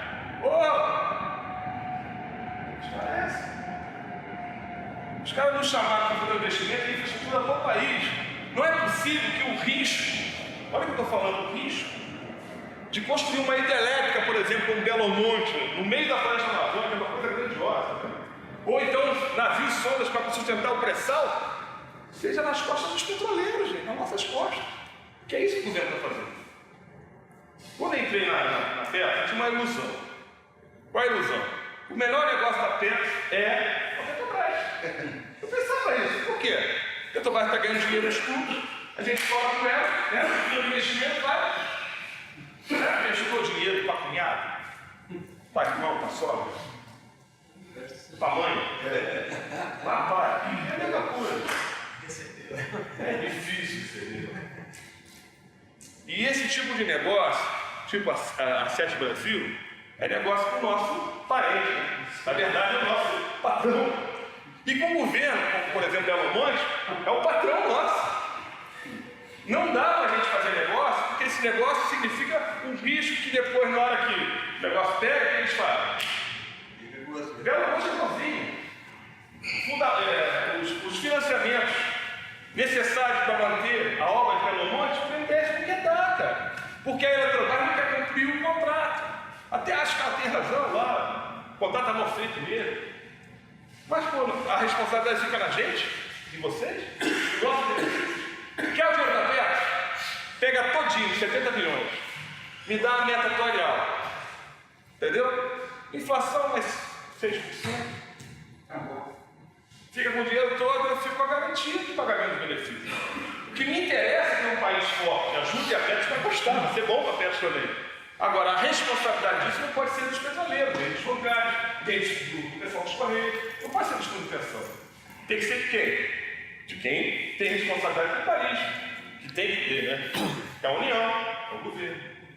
Essa situação está colocada dentro da PETRO diversas vezes. Aqui, ó, nós tivemos um prejuízo, 1,7 bi. Está vendo? Lá em nossa energia, mais 500 milhões. Aqui tem as ações também, aqui derreteram. O pessoal tem, a PETRO tem dinheiro, na Petrobras tem. A disposição máxima do fundo de pensão ao seu patrocinador pode ser 10%. Nós temos 500 milhões, 600, quanto é que está lá? 700 milhões. Tinha, 2014, né? Agora nós temos 500, 400. Por que não pode ser? Até outro dia o cara falou isso, eu achei legal, mas você já depende da Petrobras para ter emprego, para ter aposentadoria, para ter a IMS. Seus colegas são todos da Petrobras, seus amigos, a sua família toda depende da Petrobras. Não é possível que o seu investimento também dependa dela. É muito risco para você. Gostei dessa imagem. É isso. Entendeu? Então a nossa exposição até é pequena. Interessante que o último diretor que saiu da PETRO, diretor de investimento, nós tivemos uma reunião com lá, né? E o cara da FUNSEC estava lá também. Aí lá pelas tantas o cara falou o seguinte: cara, vende tudo, a ação da Petrobras está R$14, compra a ação da Petrobras, mas está bem, porque a Petrobras não pode valer tão pouco. Aí o Ulisses, na primeira demissão, ele falou assim: ficou assim, ele falou assim, eu tenho risco demais de nossa prova. Ele falou assim mesmo. Ele era tipo padre, assim, né? Bem calminho. Aí ele fala assim: eu tenho risco demais de nossa prova. É verdade. Aí a ação caiu a R$5. Aí ele falou assim: se amanhã a ação valer 14, tá 14, valer 28, né? Você vai achar que eu sou um gênio. Eu falei: sorte, gente. Eu prefiro vender o que eu tenho de ativo na renda variável e comprar título público, renda fixa, que tem mais conforto. que isso tudo, desculpa ali, tem a ver com isso aqui, ó. Com essa situação aqui, ó. Isso aqui é um estudo que a ABRAP, que é a Associação Nacional de Estudo de Pensão, uma associação patronal, faz de acompanhamento dos planos. Então ela acompanha como é que é composta também a carteira de ativos do plano. Certo? A carteira de ativos do plano, ela tem que refletir a idade do plano. Certo? Por quê? Porque quanto mais risco tiver o plano, mais mudanças eu vou ter que fazer nessa carteira e às vezes eu não tenho tempo, porque a gente está velho. Quando você tem em nosso plano 57 mil assistidos para 20 e poucos mil, né? 21 mil ativos, significa que o tempo do plano está acabando. Que a duration, lembra a duration? É pequena. O Petros 2, que tem 48 mil pessoas, né, ativas e 1.300 assistidos, ele tem 32 anos para errar. 32 anos. Esse é o tempo para gastar metade do recurso dele. Depois tem vários 5 anos. Entendeu?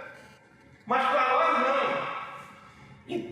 Essa composição da carteira média, olha só a média, pega ali, ó. Não sei se vai dar para vocês enxergarem, mas eu vou traduzir, né? Está aqui, ó, renda fixa, em média, 60,7%, 6%. Renda variável, em média, somos todos, tá? 27%, aqui, ó, renda variável. Tá? Investimento estruturado, que também é renda variável, 3%. Imóveis, desculpa. Imóveis, 6%. Operação de participante, que é uma das coisas mais lucrativas, 3% em média. Olha o nosso plano. Desculpa, ali o primeiro é o Petro. Na renda fixa, nós estamos com 49% de exposição. Na renda, desculpa, fixa. Hã? Depende do que você tiver.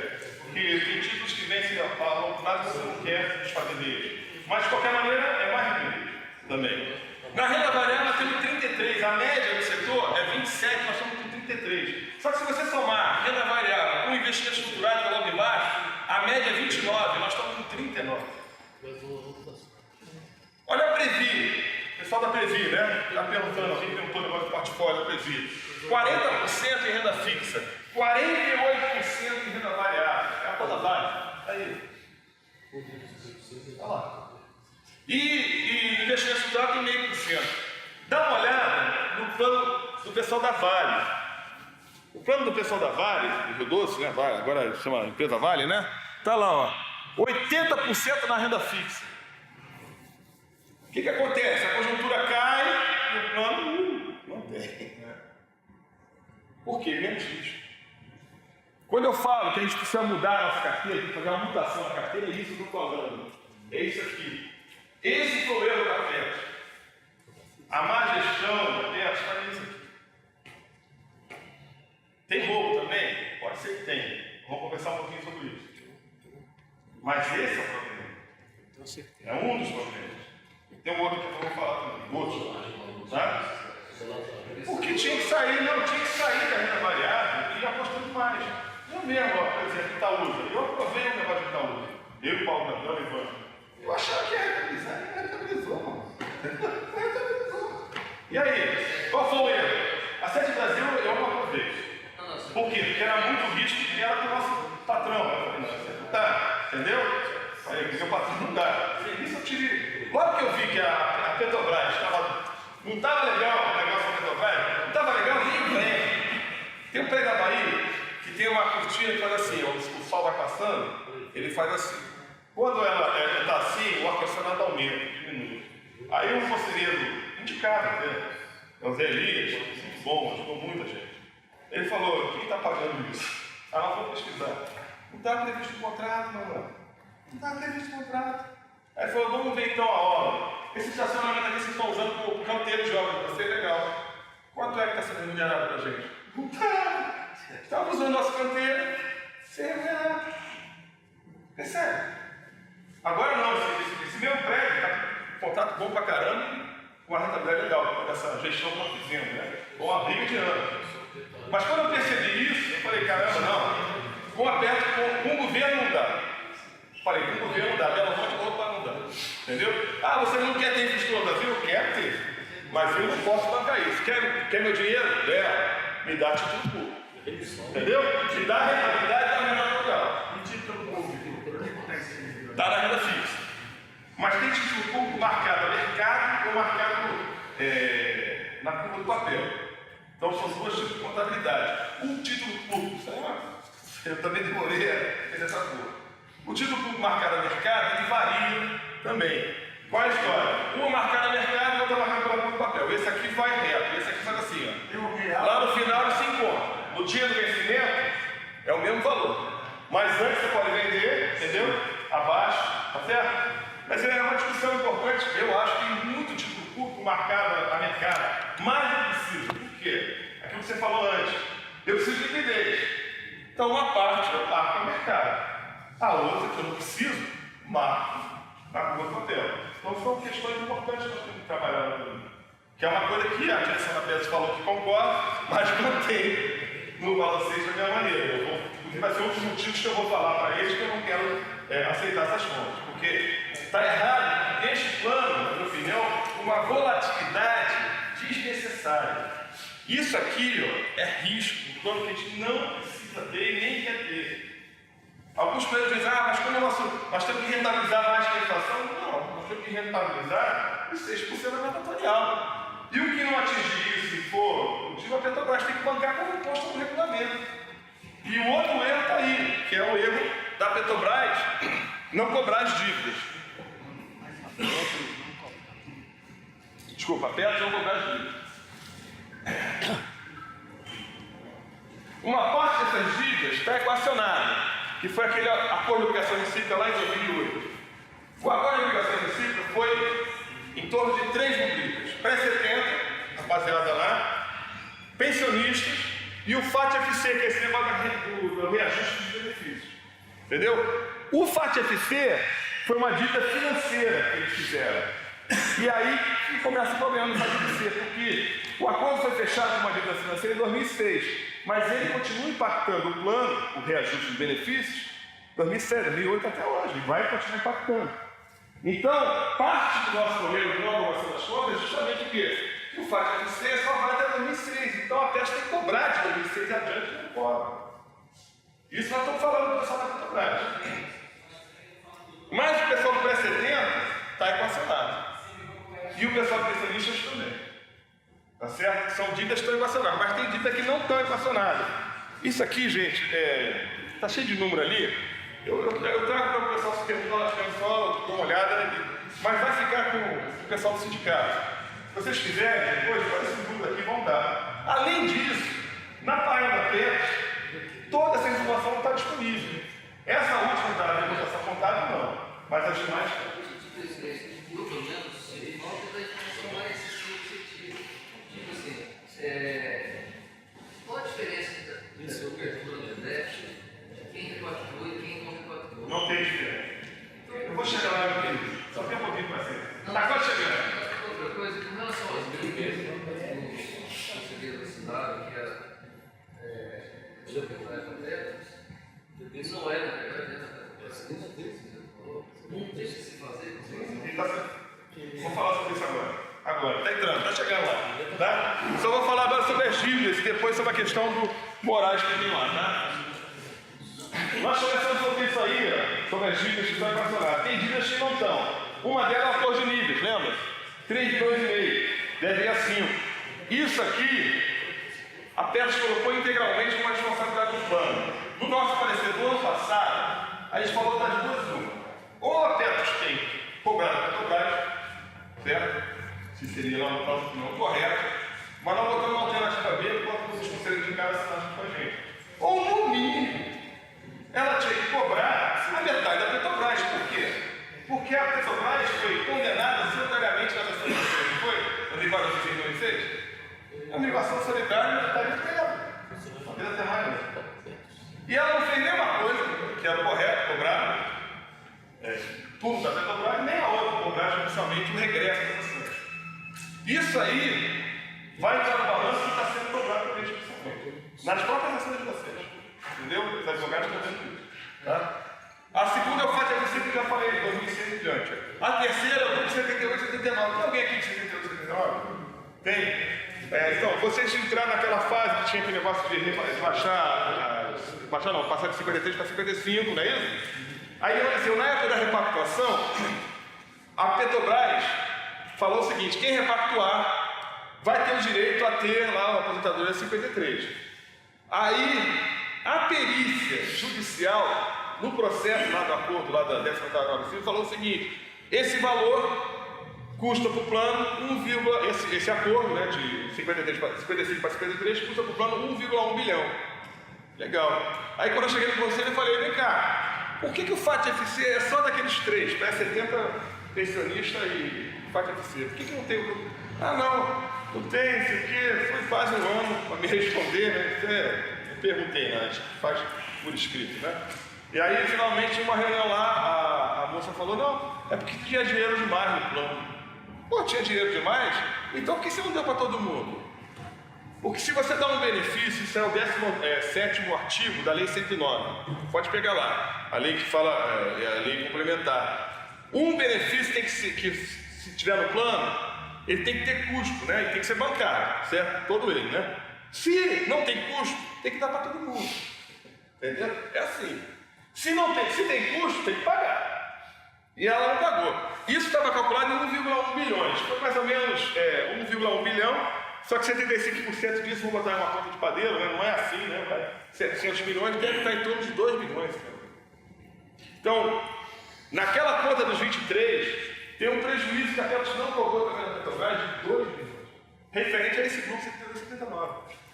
Que ela ou estende para todo mundo que não tem custo, não é verdade, entendeu? Ou ela tem que cobrar da Petrobras para pagar. Incidência de quem nessa época? Oi? Incidência de quem nessa época? É o Wagner Pira. Wagner Pira é aquele cara dos bancários, né? O mesmo cara que quebrou o correio. Vamos falar sobre isso daqui a pouquinho. Está acabando. E 18ª hora civil. Naquela 18ª tinha 9 milhões de valores de dívida, né? A ser cobrado. O acordo foi feito em torno de 4,7. Tem 5 milhões para ser cobrado. Nós tivemos, inclusive, uma reunião com o Aguilhão, teve. Foi ontem, né? Quem dos advogados? Foi Depois ontem. você fala sobre essa reunião. Lembra que eu falei que o déficit é uma comparação entre o ativo e o passivo? Que o ativo diminuiu, mas o passivo cresceu. Pois bem, essa é a situação. E aí por isso que a balança, aí, ó. Mas nessa conta não está entrando no problema das dívidas. Qual é a estratégia que nós estamos utilizando, nós, conselheiros eleitos, junto com a FNP e o pessoal do Senado? Nós queremos discutir o problema aí envolvendo essa questão do equacionamento. Nós queremos discutir o equacionamento no marco da dívida do plano. A dívida do plano, vocês botaram ali na conta do LAC, tem mais ou menos 12 bilhões. Muito dificilmente a gente vai discutir esse negócio de como um acordo com a Petrobras. Então, provavelmente, isso vai acontecer como? Uma FUNCEF encostada. Nós temos um grupo que se reúne há quase 2 anos e reúne os conselheiros e diretores eleitos da Previ, Banco do Brasil, da FUNCEF, Caixa Econômica Federal, Postagem de Correios, Real Grandeza, que é o fundo de Furnas, e o pessoal do FAPES, que é o fundo do BNDES. Aí se reúne quase mensalmente, praticamente há 2 anos.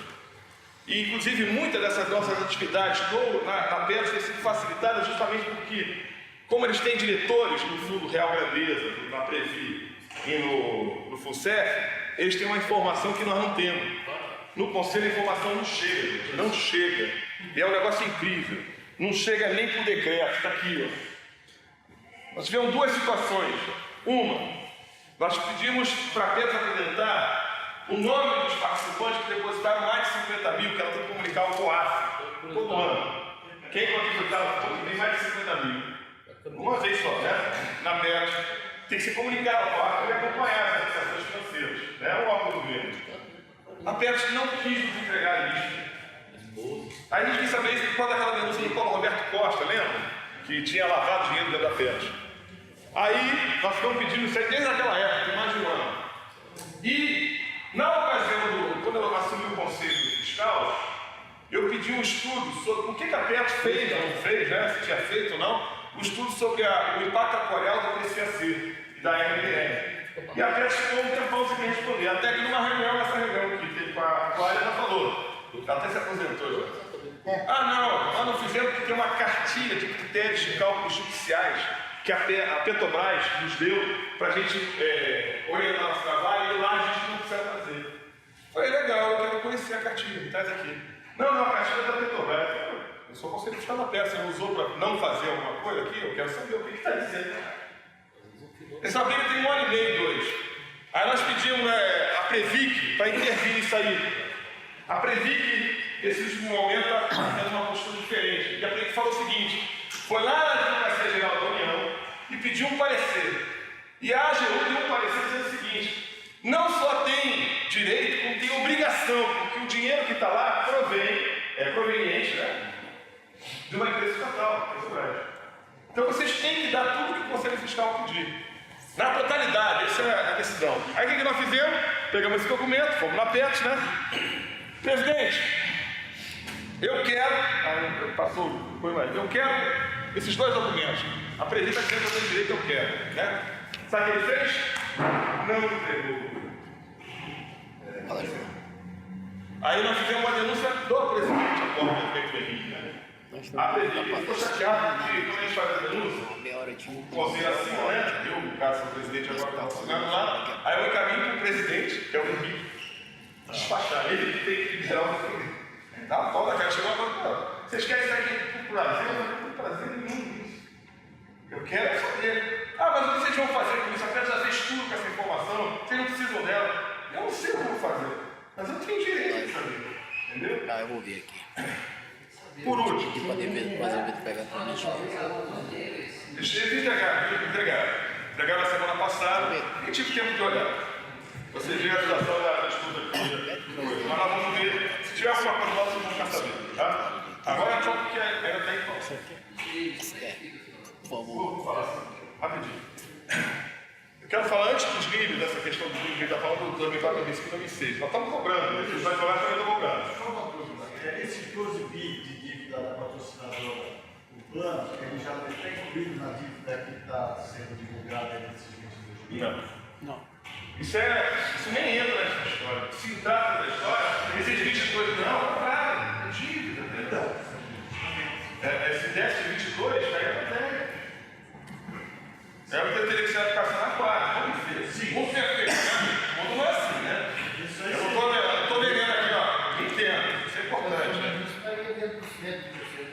Eu podia até estar perto, né? Mas estou falando, eu não estou vendendo aqui terreno do céu. Eu estou informando vocês da realidade dos números. Os números são bastante intensos. Tudo na pedra é dos outros, certo? Se você for cobrar dívida, e eu acho. Daqui a pouco eu vou falar o que eu acho. Daqui a pouco eu vou entrar na política, né? Não quero misturar, quero só ver a parte técnica primeiro. Isso aqui, para mim, é uma das principais questões que tem em relação a Beto, que você pega no papo dos donos. Quando os caras falam, a Beto tem roubo, tem não sei o quê, tem má gestão tem maralha, é fraudulento. Nós pedimos, o Filho Cenedinho e o Paulo Brandão são conselheiros deliberativos junto com a Guinelson. Agora está o Flaminão da Vana do Galo Brandão. No ano passado, início do ano passado, uma auditoria de 70 investimentos que foram controlados para perda. Deram perda total desse investimento. O presidente da PET, que era o Carlos Fernando Costa, não fez o que o pessoal pediu. Ele fez, na verdade, uma contratação de uma empresa, que é a Ernst Young, para fazer eles chamam de auditoria de compliance, conformidade legal, tá? Para ver se foi feito de acordo com a lei ou não. Tá? Só que a Ernst Young foi contratada logo depois que foi contratada pela PET, foi contratada pela Petrobras, para fazer auditoria na PET. E ela fez o que ela foi contratada para a PET, ela fez mais do que a PET queria. E entregou um relatório de 120 páginas, falando dos cabruntos desse investimento. Vou mostrar para você. Esse relatório foi entregue em julho do ano passado para a PET. Eles falam que foi em setembro, mas a assinatura é de julho, certo? Pelo menos o rascunho estava com ele. Nós pedimos em agosto. Foi entregue para a gente em janeiro desse ano. Eu passei janeiro, fevereiro e março estudando esse relatório. São 70 investimentos, na verdade 69, porque um deles não foi estudado pela, não sei porquê, até hoje não tenho uma informação por que não foi estudado, que foi o Hop Harry. E eu pensei que eu fosse morrer. Porque nesse investimento, e aí isso é grave, nenhum deles tinha uma análise de risco prévia. A análise de risco era feita pelos rates, essa agência de rate que dá A+, B, C, são análises de risco que elas fazem desses investimentos, né? Só que os rates, todos eles, quase a totalidade deles, ou estavam vencidos, ou venceriam 2 dias, 1 mês depois, 2, 3 meses depois. Mais do que isso, por exemplo, você presta dinheiro para você fala assim, ó, vou começar a te pagar daqui a 1 ano. Esse 1 ano chama-se carência. Certo? Quando ele vai começar a pagar, né? Daqui a 1 ano, então esse 1 ano é carência. Do ponto de vista legal, a carência, ela tem que incorporar juros ao negócio e registrado, ser registrado da CETIC. Não estava registrado nenhuma carência, um negócio, nenhuma incorporação de juros para carência de até 4 anos, 48 dias. Mais do que isso, pagamento de AGE ou deságio pelos títulos adquiridos, a mais ou a menos 1 ou 2%, sem análise de risco. Como é que você paga mais ou a menos se você não sabe qual o risco que você tem nesse investimento? Mais do que isso, as garantias dos investimentos ineficazes e não exercidas. Situação muito grave. Você tem investimento. O total de saída dessa carteira é 1,2 bilhões. Mais do que isso, negócios circulares. O mesmo emissor do título era o cara que fazia a garantia e era o gestor. Então, exemplo, o fundo. Como é que é a história? A história é a seguinte: você vai contratar um fundo de investimento. Você vai num banco, uma instituição financeira, contrata ele, o administrador contrata um gestor. Esse gestor vai olhar o mercado e vai olhar o que tem de melhor no mercado para te oferecer uma carteira de investimentos. O que o gestor fazia, mais das vezes, quase na totalidade das vezes? Pegava os investimentos do próprio banco e oferecia uma pedra, e a pedra aceitava. Então o banco máximo, certo? Era o dono o ex-dono, né, dos investimentos oferecido pelo gestor máximo, administrador de fundo. Por exemplo, se eu. É grátis. Mais do que isso, a garantia da versão, você pega, você pode ser fiador meu? Posso, estou lá, né? O que você faz? Você tem que ir lá no RGI, registrar que o imóvel, né, que é meu, né, está sendo utilizado por você como fiança. Por quê? Se você não fizer isso, eu posso pegar esse imóvel e utilizar como fiança a outro negócio. E aí, na hora que esse outro negócio se ferrar, ele pode usar a fiança e eu fico sem. Até tudo registrado. Então, quando você fala aberto, o presidente tem autonomia para comprar o que quer. Até determinados limites. Tem valores. Porque na PES tudo é grandão, né? Eu falo, 80 milhões. Só que esses investimentos são investimentos de 10, 20, 30, até 100 milhões. Só que 100 milhões é grana pra qualquer um. É muita grana.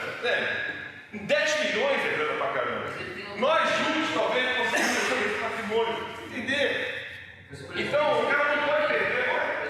Tem alguma autonomia. Mas se ele tem uma autonomia de 10 milhões, se ele tem autonomia de 10 milhões, Não é isso. 7 vezes que ele usasse o critério, ele utilizou 70 milhões. Não, mas isso foi feito em 15 anos.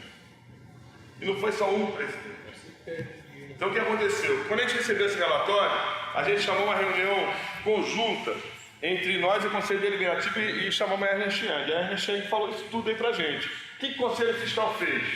Nós resolvemos entrar com uma representação na Previ contra 4 diretorias da BET. A saber, desde 2000 para cá. Quem fez isso? Eu vou falar o nome do presidente da gestão.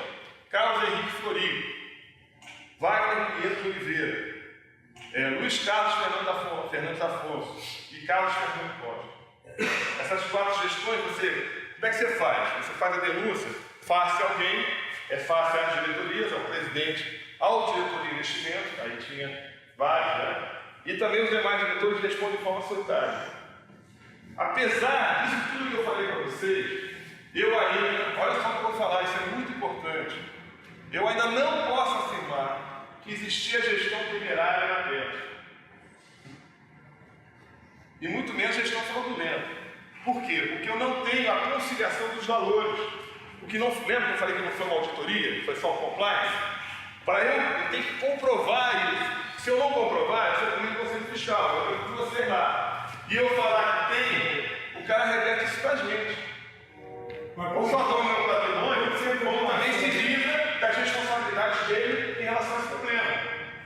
quando você entra com uma ação dessa, automaticamente o juiz não pede uma comparação Não, do olha só, patrimônio? eu não posso fazer no Conselho Fiscal, eu não tenho condições técnicas de fazer a consideração desses valores. Então, o que eu estou fazendo? Eu apresentei uma denúncia ao órgão fiscal.